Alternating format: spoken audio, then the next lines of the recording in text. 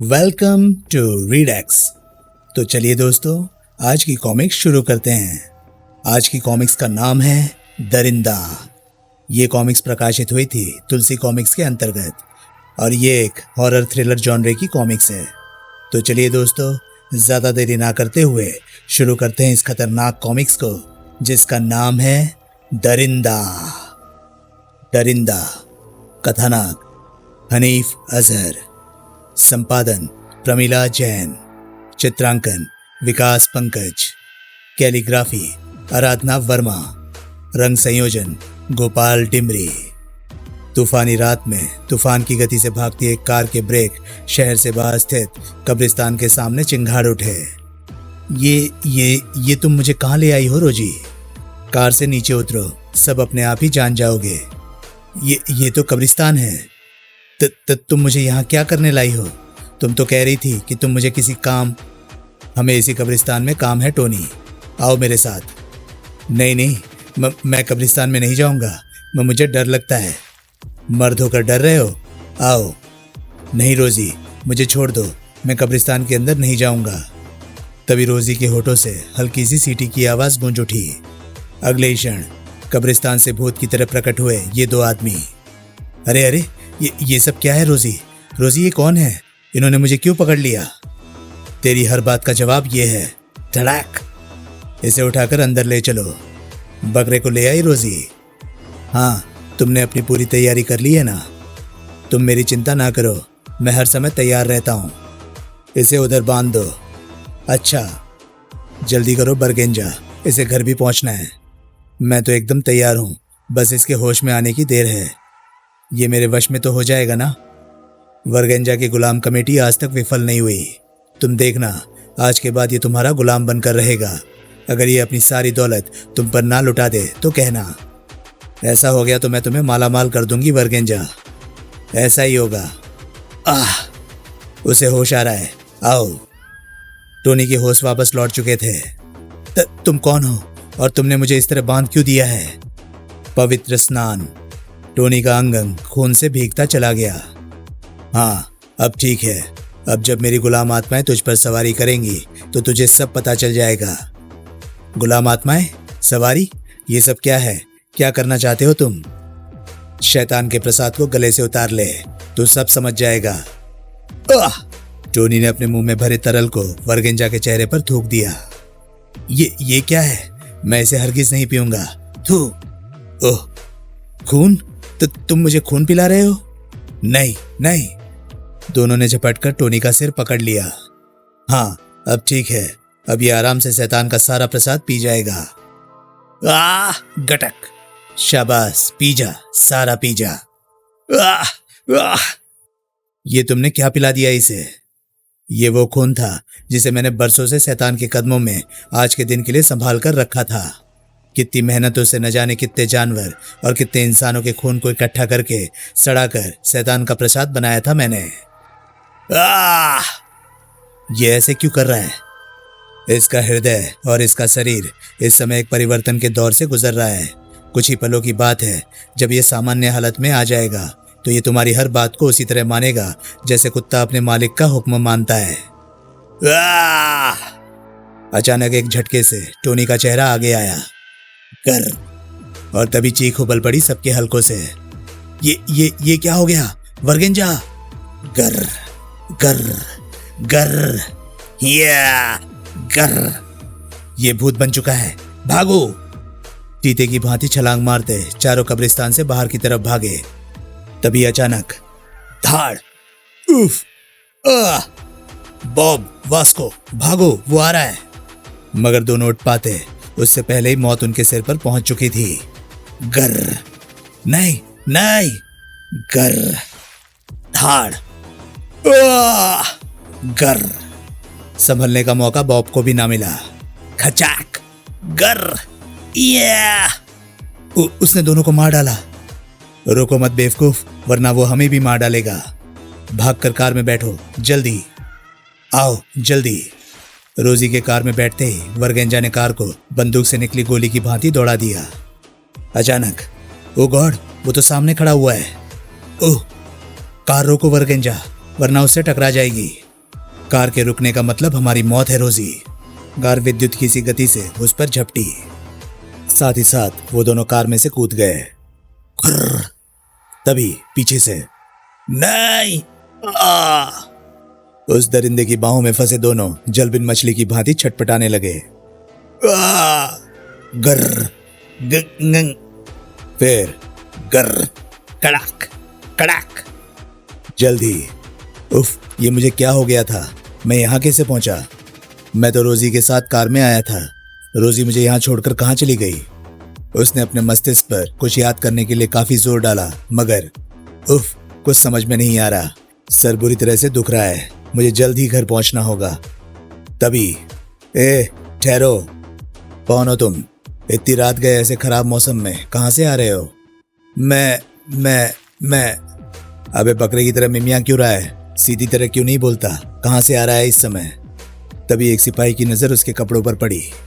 खून, ये जरूर किसी का खून करके आ रहा है। खून? नहीं, मैंने किसी का खून नहीं किया, मुझे कुछ नहीं पता।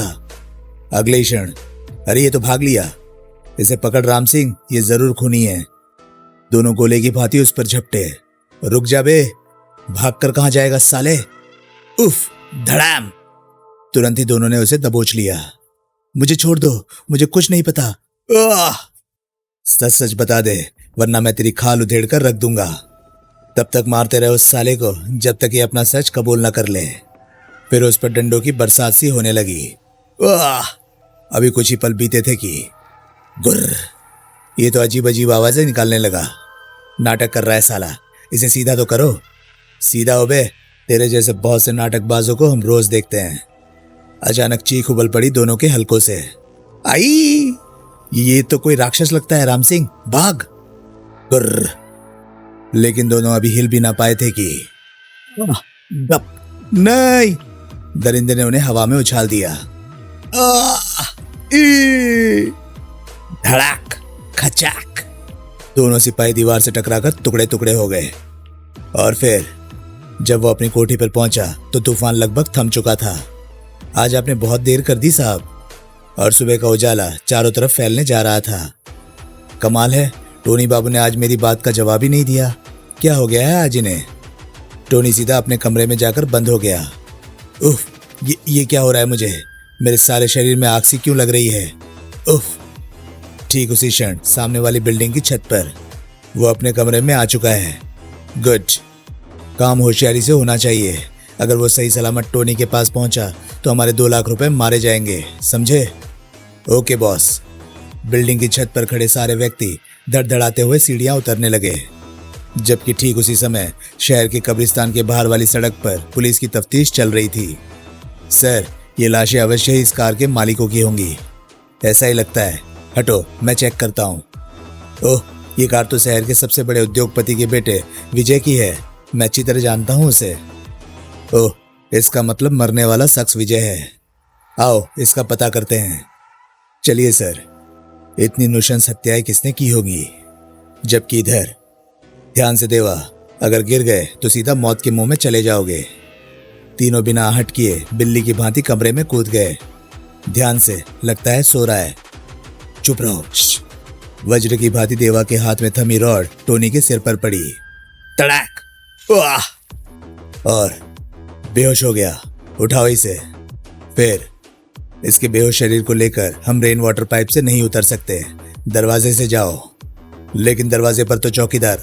उसकी चिंता मत करो। आओ, कुछ देर के लिए आराम करो बाबा। अभी सब इमारत से बाहर निकले थे कि उनके सामने एक कार आ रुकी। सभी फुर्ती से कार में बैठे और यही बंगला है विजय का, गाड़ी रोको। जीप से उतरते ही इंस्पेक्टर को एक तीव्र झटका लगा। ओह, चौकीदार तो घायल अवस्था में पड़ा है। मुझे बताओ क्या हुआ? वे विजय बाबू को लाल कार में उठाकर ले गए। ओह, इसका मतलब है विजय जिंदा है। कब्रिस्तान के बाहर सिर्फ उसकी कार थी। वो किधर गए हैं? उधर। बंदर की सी तेजी और फुर्ती से जीप में सवार हुआ था इंस्पेक्टर। तेज चलो, और तेज। इधर लाल रंग की कार पहाड़ी क्षेत्र में जा पहुंची थी। सावधान, इस सड़क पर आगे जाना मना है। जगह जगह पर बारूदी सुरंगें बिछाई गई हैं। धन्यवाद। ले आए? हाँ, वो कार में बेहोश पड़ा है। ठीक है, उसे बाहर निकालकर होश में लाओ। टोनी को कार से निकालकर होश में लाया गया। रॉबर्ट, तुम ये सब क्या है? सब समझ जाओगे, पहले इस कागज पर सिग्नेचर कर दो। सिग्नेचर? मगर क्यों? क्या है इन कागजों में? इस कागज में ये लिखा है कि तुम अपनी सारी जायदाद मेरे नाम कर रहे हो। नहीं, मैं इन कागजों पर सिग्नेचर हरगिज नहीं करूंगा। आखिरी बार पूछ रहा हूं, सिग्नेचर करेगा या नहीं? आगे के शब्द चीख में बदलते चले गए। बोल, सिग्नेचर करेगा या नहीं? अगले क्षण रॉबर्ट पागलों की भांति टोनी पर वार करता रहा। नहीं, मैं तेरे टुकड़े टुकड़े कर डालूंगा साले। अचानक रॉबर्ट की आंखें आश्चर्य से चौड़ी होती चली गई। ओह, अरैक। फिर दरिंदे ने किसी को भी संभलने का मौका नहीं दिया। कचाक, चर, हच, उसी समय इंस्पेक्टर अपने साथियों के साथ आ पहुंचा था। ब्लास्ट कंट्रोल, कार तो यही है, वे सब भी यहीं कहीं आसपास होंगे। आओ। तभी जो हैरत अंगेज दृश्य उनकी आंखों के सामने आया वो उनके रोंगटे खड़े कर देने के लिए काफी था। हवलदार से यह दृश्य देखा ना गया और उसने दरिंदे पर फायर झोंक दिया। धाएं। दूसरे ही पल पहाड़ों को भी हिलाती चली गई दरिंदे की चीखें। लेकिन उसके कदम अभी थमे नहीं थे। ये तुमने क्या किया बेवकूफ? वो हमारी तरफ बढ़ रहा है, अब वो हमें छोड़ेगा नहीं। भागो यहां से। मैं रिवॉल्वर की सारी गोलियां उसके सीने में उतार दूंगा। तभी हैवान ने एक बड़ा सा पत्थर उठाकर हवलदार पर फेंका। धाड़। भागते रहो, जो भी रुका वो सीधे मौत के मुंह में जाएगा। गुर्र। पुलिस पार्टी का हर आदमी भाग्यशाली न था। ओह, उसने एक सिपाही को पकड़ लिया, उसे बचाना होगा। बचाओ। अगले क्षण इंस्पेक्टर का शरीर रबड़ के बबुए की तरह उछलकर दरिंदे से जा टकराया। गर्र, धाड़। मगर स्वयं इंस्पेक्टर, ओह। दूसरे ही पल इंस्पेक्टर का शरीर जेट विमान की भांति हवा में उड़ रहा था। धड़ाक। उफ, वो सिपाहियों के पीछे भागा जा रहा है, अब कोई नहीं बचेगा उसके हाथ से। साहब, उन्हें रोकिए, जिस रास्ते पर वो बढ़ रहे हैं वह बारूदी सुरंगें बिछी हुई हैं। इधर दरिंदे की दरिंदगी पूरे जोरों पर थी। इंस्पेक्टर की नजर एक जगह अटक कर रह गई।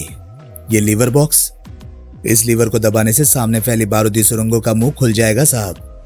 ओह ओह, पीछे हटो। इंस्पेक्टर ने अंतिम बार दरिंदे की तरफ देखा और फिर पागलों की तरह लीवर दबाता चला गया।